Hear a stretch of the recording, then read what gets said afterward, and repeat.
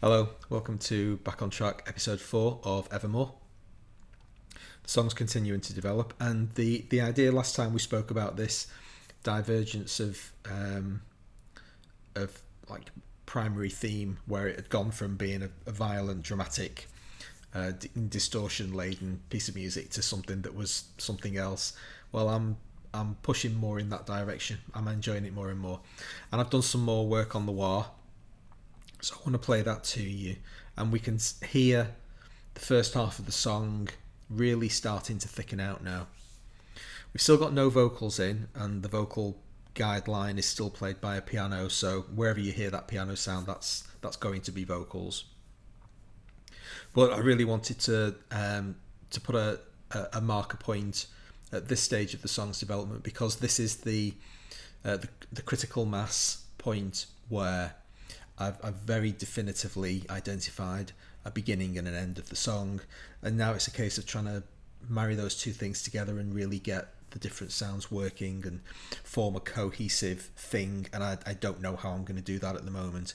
So I'm recording this song as much for my benefit as anyone, so I can go back to this point in time and think, right, of all the directions that I could go in, what's going to be the best one? Let's give it a listen.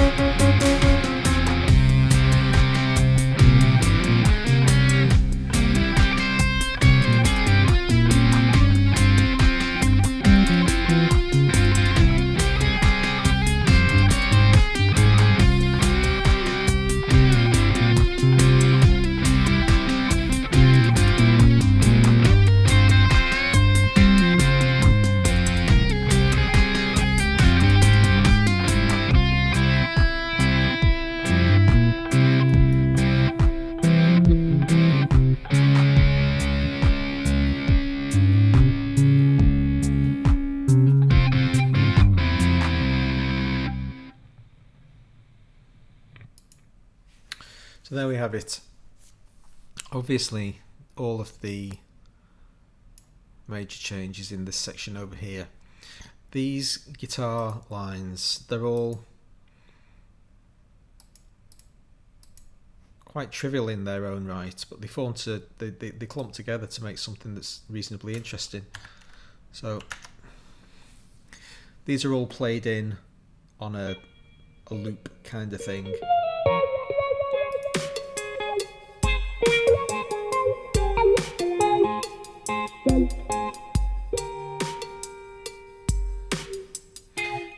Every time I've tried to do a more melodic thing, I suppose this is quite melodic, but they're all small motifs.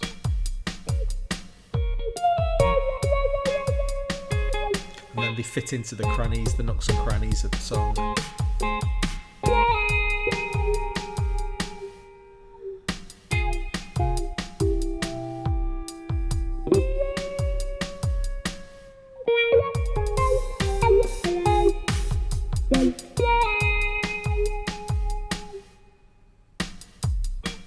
Sounds a bit odd, don't it, so?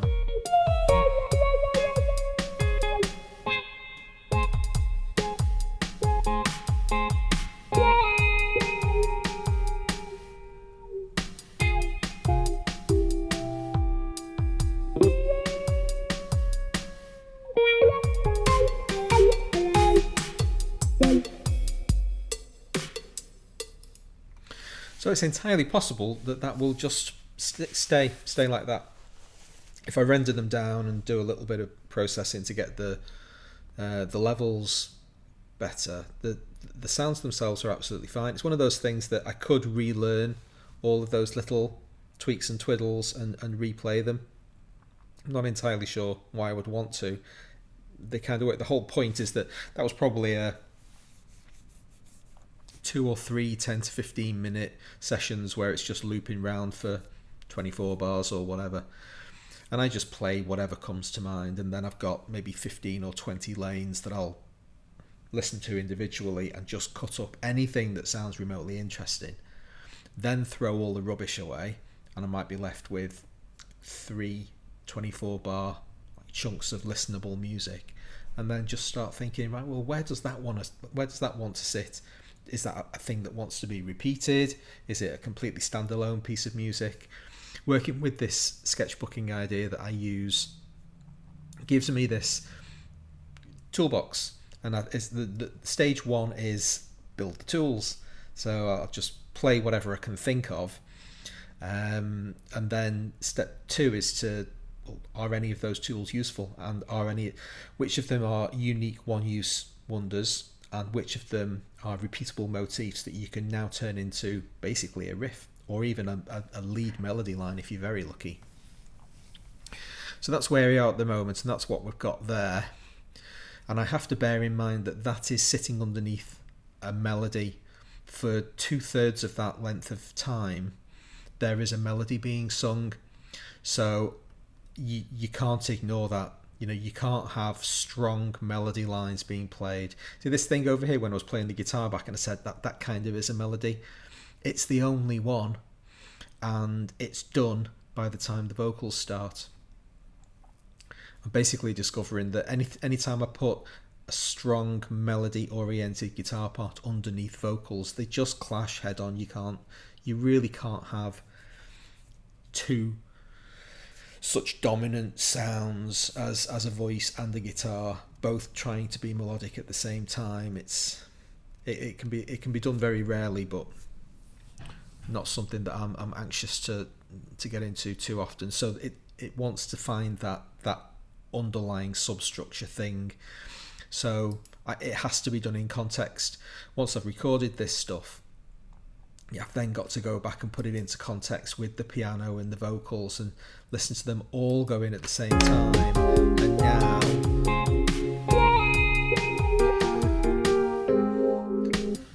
suddenly stuff that you thought, hang on, that guitar's a bit sparse, there's not really got very much going on there. The reverse becomes true. And it's like, well, there's too many notes now. You're going to have to cut something out, and you just cut and cut and cut until there's almost nothing of the guitar left. And that's, that's potentially okay. So that's where we stand with that. I really wanted to try and get the vocals for this done this week, but unfortunately Pauline's got a cold, so she can't sing it.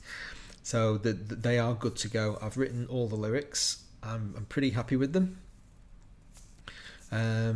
So hopefully when we come back for the next version, that will have been done, and that will in turn have had a large impact on what music gets wrapped around it. I've got a big issue over here with, this is kind of a bridge sort of thing.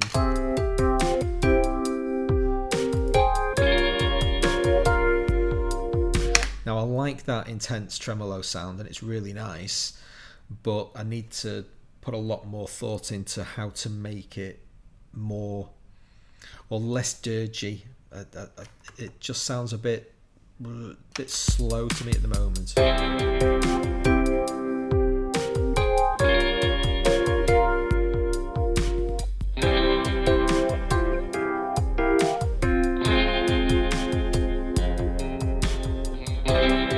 So yeah, there's an X factor there. I'm searching to try to find out what it is.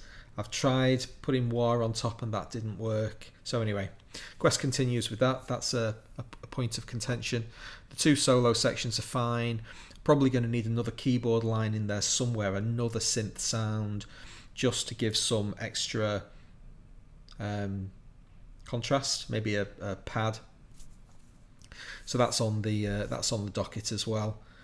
And things are going well. I'm happy with the way it's developing. It's an interesting song, and it's challenging me in many respects to plug these different ideas together and make a cohesive whole out of it, and I'm enjoying the challenge. It's great. So there we are. That's Evermore as it stands right now. Hope you've enjoyed this video. If you have, please consider hitting the subscribe button and notifications, and then find out when the next version of Evermore comes out and other stuff that I do. Thanks very much for watching. I'll see you next time.